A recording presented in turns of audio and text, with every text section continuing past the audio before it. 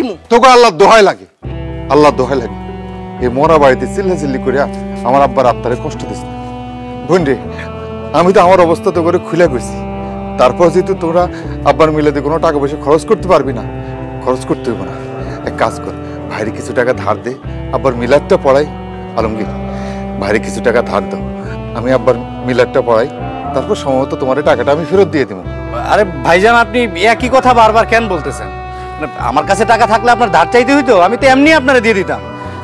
আমার কাছে এই মুহূর্তে কোনো টাকা পয়সা নাই, আমি টাকা পয়সা দিতে পারবো না। আর কয়দিন আগে আপনার বোনের অনেক বড় একটা অসুখ হয়েছিল, ওইখানে অনেকগুলো টাকা আমার খরচ হয়ে গেছে। সি সি সি সি, ভাইজান তোমার কি একটু লজ্জা শরম নাই? তুমি আমার স্বামীর কাছে টাকা চাইতাছো? শোনো ভাইজান, কান খুইলা কথাটা শুনে রাখো, আব্বার মিলাতে আমরা দুই বোনের 1 টাকাও দিতে পারবো না।